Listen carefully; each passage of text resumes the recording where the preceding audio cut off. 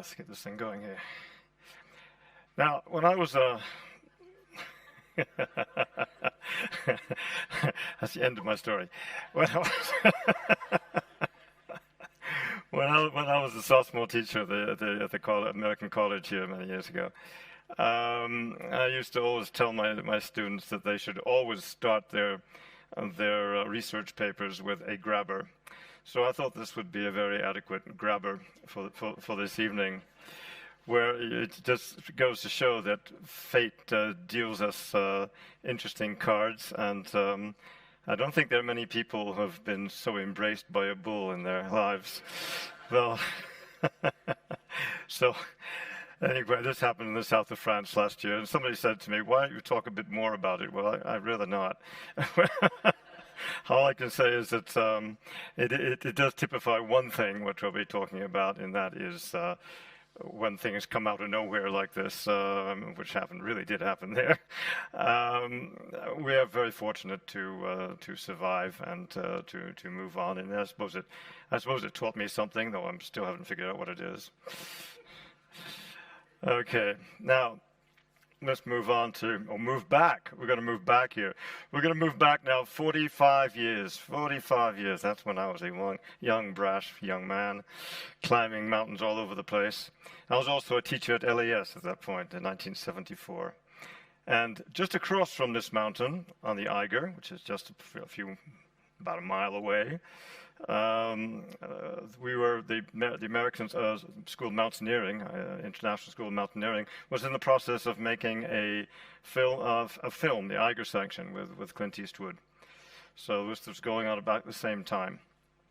Anyway, so my brother-in-law and myself decided that we wanted to do this climb, and that's where you see that arrow going up there.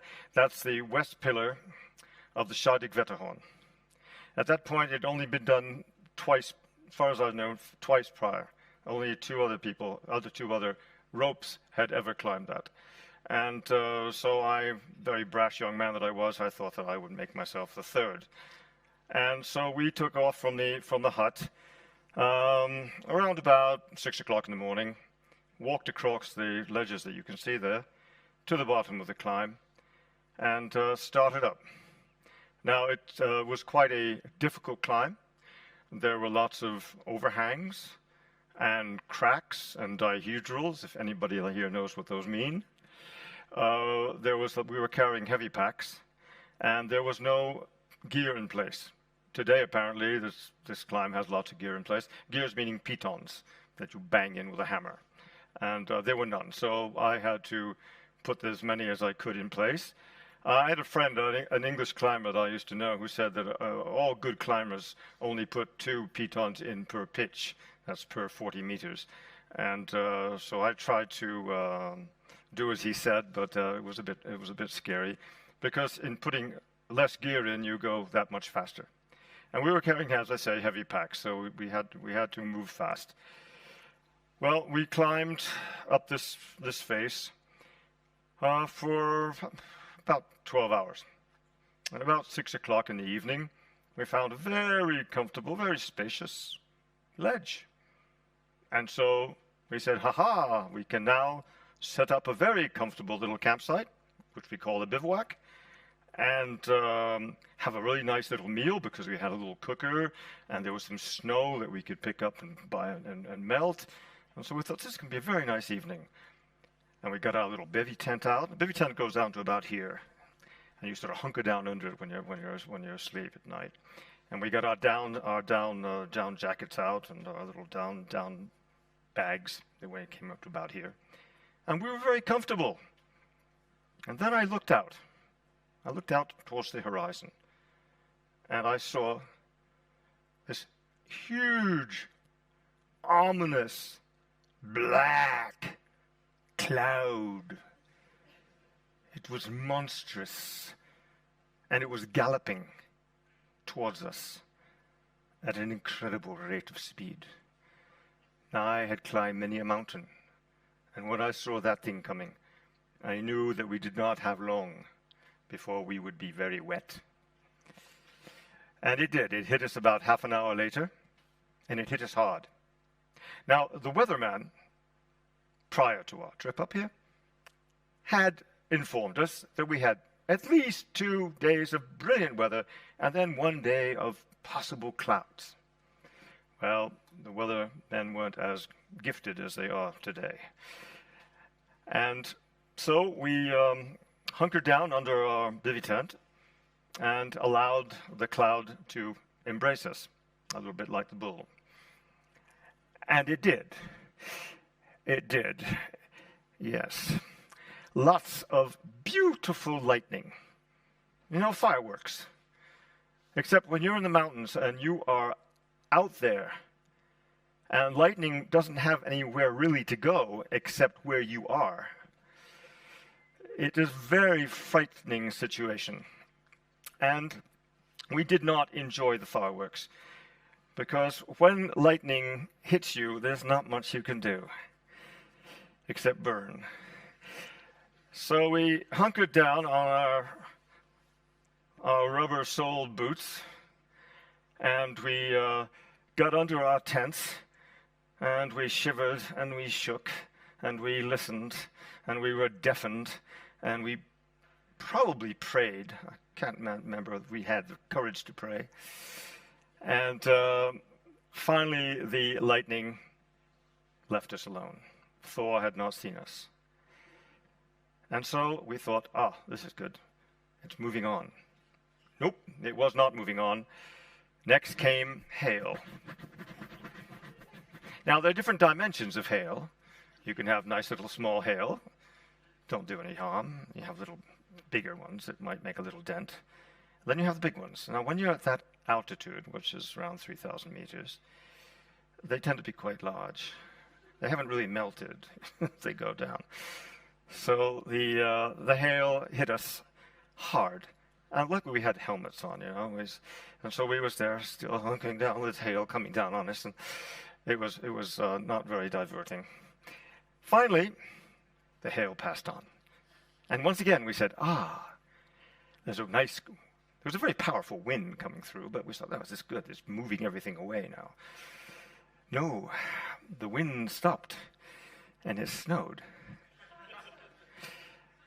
And so we continued shivering under our tent as the snow fell. Now, the snow fell throughout the night, throughout the next day, and throughout the next night, following night. So we had 2 nights of snow and a whole day. Luckily, in between there was a lot of wind, which sort of moved the snow away a bit. But every so often we'd have to get out and brush off our tent, and then we get back under our tent. Now, the wind was extremely strong. It was very, very strong. And after 2 days of sitting there, cramped in our little tent, the weather broke. The weather broke at the same time as our tent broke. The tent was in absolute tatters. Now, I know this is not very ecological, but we left it where it was. We did not take it with us. We did in Everest. And so my friend was really shivering hot. He was very, very cold. And we hadn't mentioned anything like death or anything like that, we'd had other subjects of conversation, like food, which we didn't have very much of. Actually, we were scraping the bottom of our rucksacks at that point, and mixing it with snow, of course. It tastes very good. This is a very common activity of most climbers who are hungry. And so I had to find a way down. We couldn't go up. About 250 meters more till you got to easier ground, as you can see on this on the picture. So we couldn't go up. And I couldn't go back down the same way we'd come, because it was mostly overhanging. And it would have taken us a long time to get down. There was no gear. Now, as I'd left the hut in the early morning, I had noticed a postcard on the wall. And on the postcard, there was a drawing.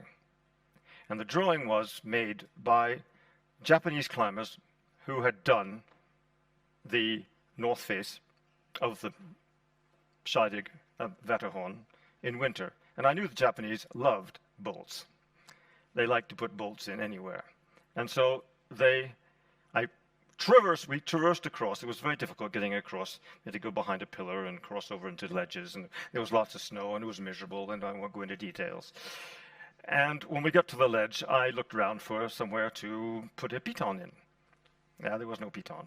And the bolts, the bolts. Well, I did find the bolts. I was very happy about that. But they're about 5 meters above me because they put them in winter when there was a lot of snow.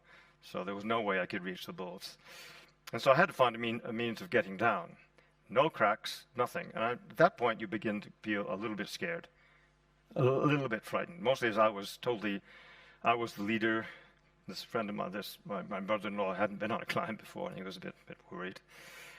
And so I saw this little hole in the rock. It was quite shallow, and yay wide. So I took a number of pitons, and I placed them in the hole. And then I took a bigger piton, and I banged it in between all those pitons. It's called stacking. You literally jam the pitons in there, and then you put a little sling around, which creates a leverage. Anybody who does physics here will understand that. Okay? And not that I ever liked physics, but it does help. And I put a little carabiner on the sling, and I put my rope, which was luckily a 50-meter rope, so two 50-meter ropes, through the carabiner and slithered off into space. Oh yes, I did say a little prayer there. And I slithered off into space, and literally into space. Literally. It was totally overhanging. And I was just there, having a wonderful time in space. Me and the birds. Even the birds didn't come out that day. There was too much wind. And I finally got down to a ledge. And then I said another prayer, but hoping my brother-in-law would get down. Not because if anything happened to him, but my wife would never forgive me. So anyway, he finally got down, and everything was under control, and then we continued down. Now, I'm not going to bore you with the descent. It was horrendous. It was terrifying. It was scary. And we had to make pendulums across the rock, grab onto things, bang in a piton, and then abseil back down there. It was a very interesting descent, and apparently, of course I found out later, but not at that time, no one had ever been down it before. So I didn't do a first descent, but I did do a first descent. And we finally, as night came on, we got down. And just as we got down, it began to rain. And lightning came back, and thunder was there. And we were very happy that we were not up there any longer, we were down the bottom. And it had been a long descent, about between 700 and 800 meters of rappelling, and that's a lot, mostly when a lot of it's overhanging. So that's just the story. Now, what I'm driving at in all of this is that we failed on the climb, but we survived the descent. And it's when you do a climb, any climb, and you get to a top, you're very happy to have done the summit, and you feel very proud of yourself, and you go and brag about it to everybody. But it's not the same as surviving something as horrendous as that. And I'm not exaggerating. That was a very scary descent, and a very scary 2 or 3 days. And to get down there afterwards, you have learned a lot. Through failure, through that kind of failure, or any kind of failure really, it's a hard knock school. You're taken out of your comfort zone. You grow. You become a different person. You acquire a confidence in yourself that you didn't realize you had. You are able, after that, or incidents like this, you are able to face most of anything in life. You can even become a teacher. And I won't tell you that story, but my first class. So what I want to say is, through failure, as most of the speakers have said today, you become a stronger person. Now, compared to some of the people who've spoken tonight, let me say this one thing, and that is that when we go on a climb, it's voluntary. There are no heroics. We're not heroes. We get down, we survive, great, we made it, but we're not heroes. It's voluntary. Other people who have afflictions that they have to put up with throughout their lives, these people to me are truly the real heroes. And this is one thing you learn in climbing. You learn humility.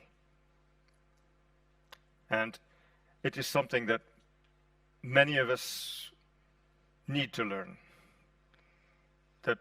And you also learn the true value of life, the true value of family.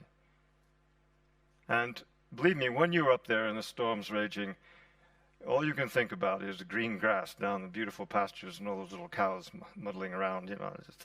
And believe me, that's where you want to be. You don't want to be up there. But you still, and this is the same thing in life, you go back. You go back and you do it again, and you do it again, and you do it again. So, as Samuel Beckett once said, that's nice pictures, isn't it? As Samuel Beckett, that's the climb, by the way. As Samuel Beckett once said, it's not bad to fail, but try to fail better the next time. Thank you very much.